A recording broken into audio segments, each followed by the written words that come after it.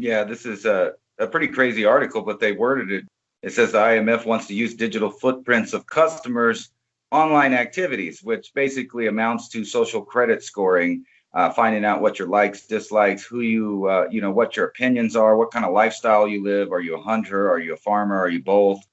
So they want to see your online activities to assess your credit worthiness, meaning that if they don't like your behavior, they will cut off your credit. So if you're a farmer, you're not going to be going and using your credit cards down to buy a bunch of grain and fix your tractor or any of that stuff.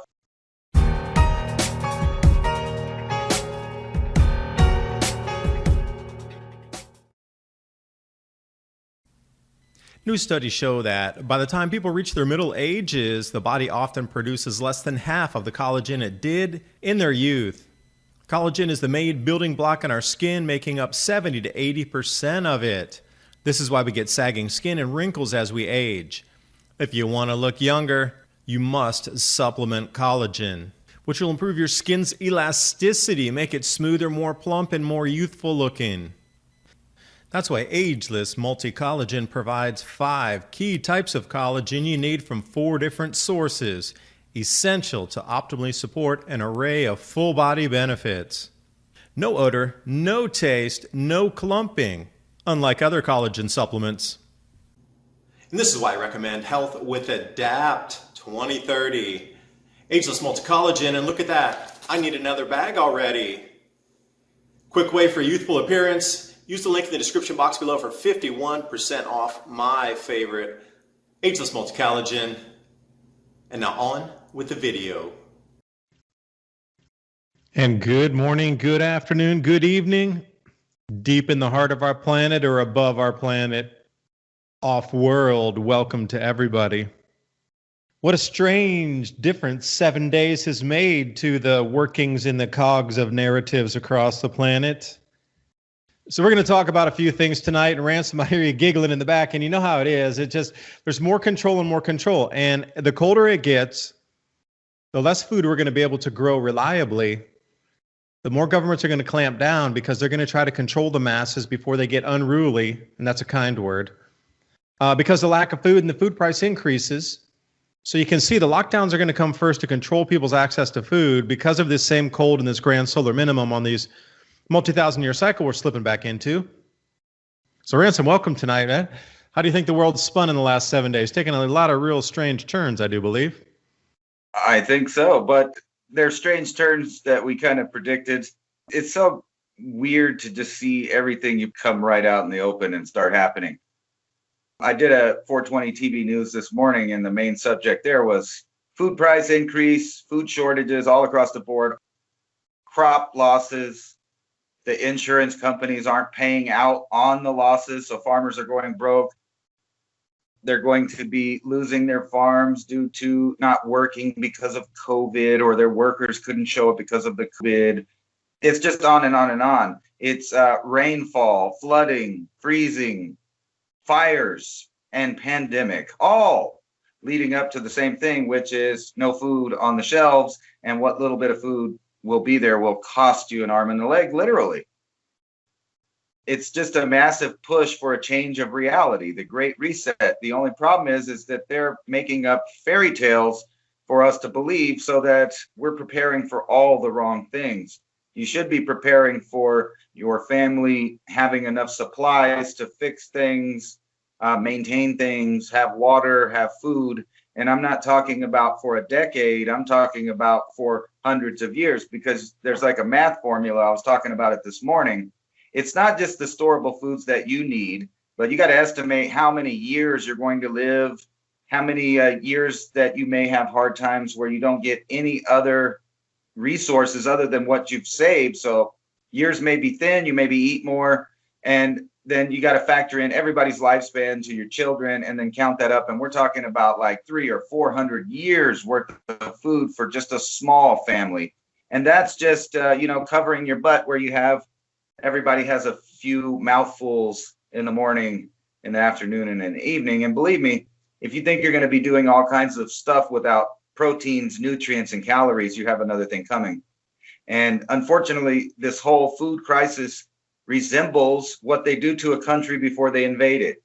So you got to ask yourself, why is the whole world going to deal with lack of nutrition, food shortages, and outrageous prices on the food there if the whole entire world is not being invaded by some kind of force? And I say that force is here at your doorstep.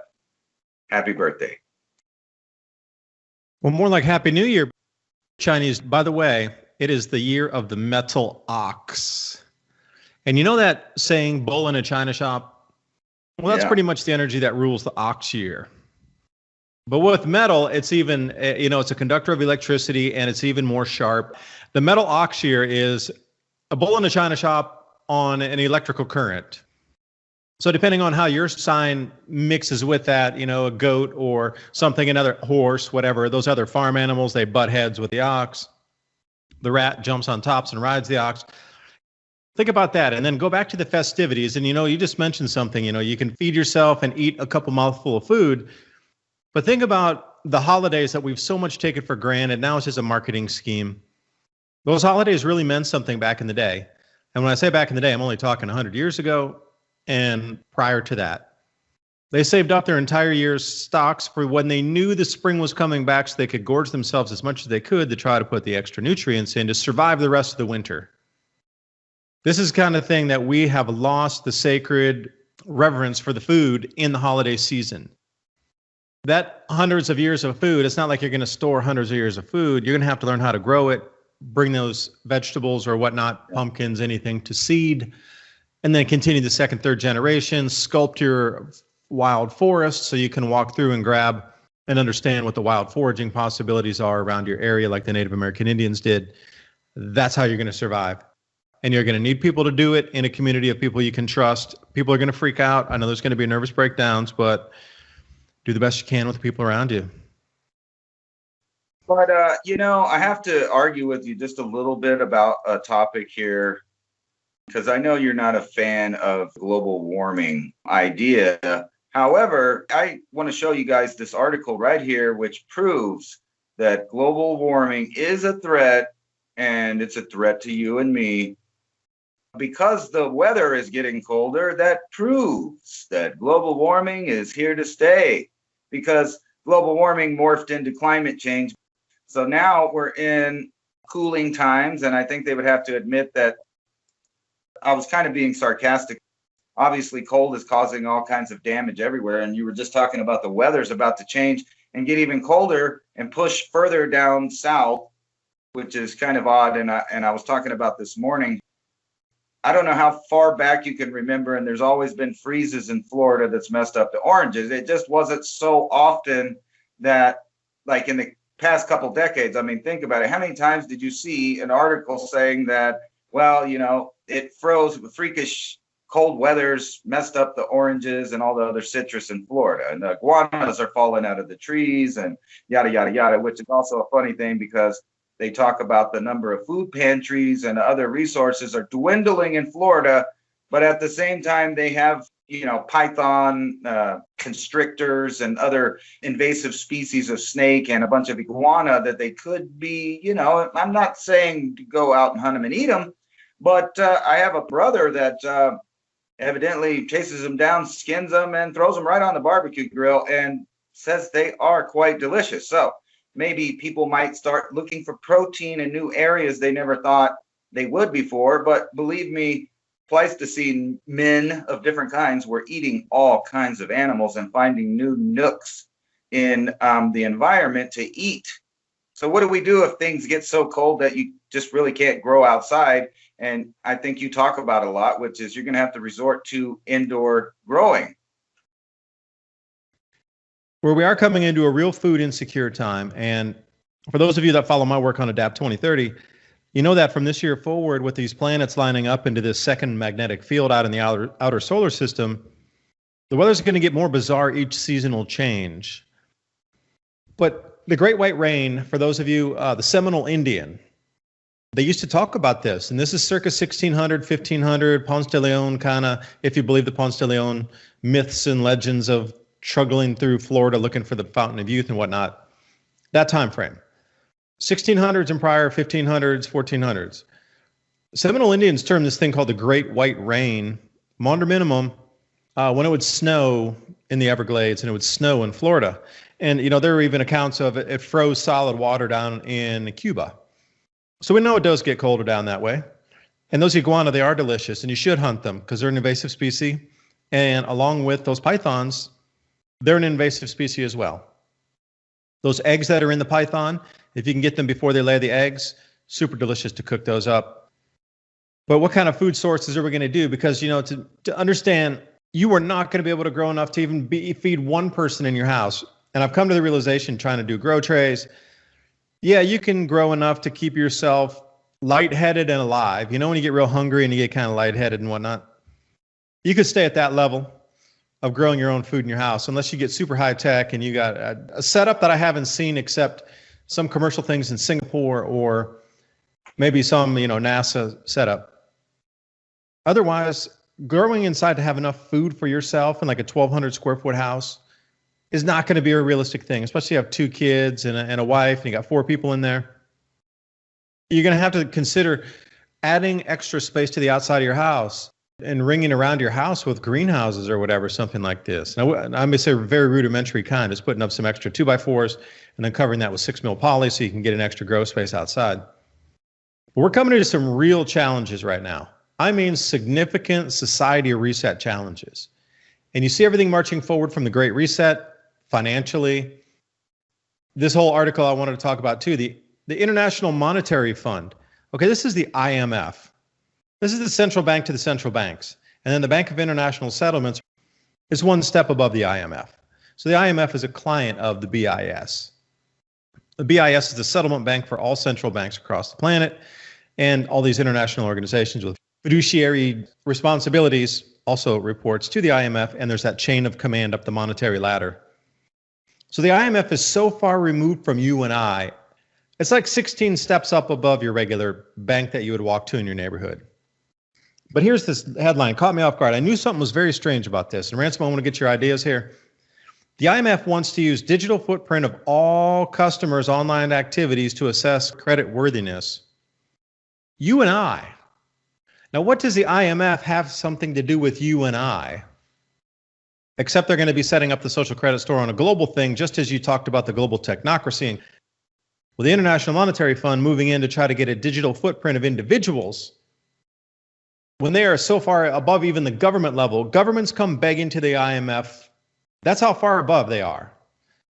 And they want to track you and I to see our credit worthiness. Where's the disconnect there, Ransom? I don't get it unless they're going to try to unveil a full-on global technocratic / transhumanist. Of course, they're going to try to augment you with tech.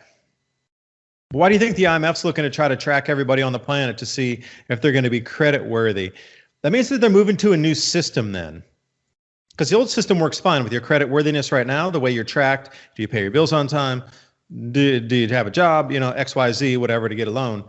So whatever's happening now, this seems to be, the old system is gone because they're moving to an entirely new system if they're going to track everybody on the planet at that above governmental level, on the global level. Yeah, this is a pretty crazy article, but they worded it.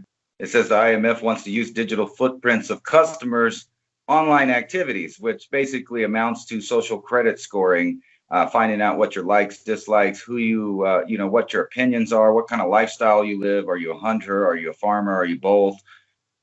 So they want to see your online activities to assess your credit worthiness, meaning that if they don't like your behavior, they will cut off your credit. So if you're a farmer, you're not going to be going and using your credit cards down to buy a bunch of grain and fix your tractor or any of that stuff. And then right here, this is worded perfectly, talking about people warned for a long time in which a system of government controls every aspect of the citizens' lives. Every citizen would have to rely entirely on government to survive in this system. And what is that system? Well, it's complete control of every kind of currency that there is, which means that they control every aspect of your life, because you can't do anything without some kind of monetary value unless you create and make every single thing yourself.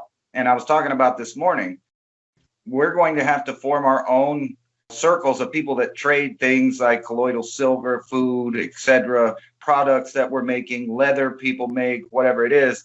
But you know that the government is going to want a piece of that pie like they always have. And, the International Monetary Fund, which, by the way, wants to change over the entire world's monetary system into a cryptocurrency, not unlike Bitcoin, except for they control it. And I'm showing everybody this article right here, Bitcoin to come to America's oldest bank, BNY Mellon. So the custody banks plan to eventually treat digital currencies like any other asset. It always goes back to the central banks because they make the money. They don't need money. They control you with the money, and you need the money.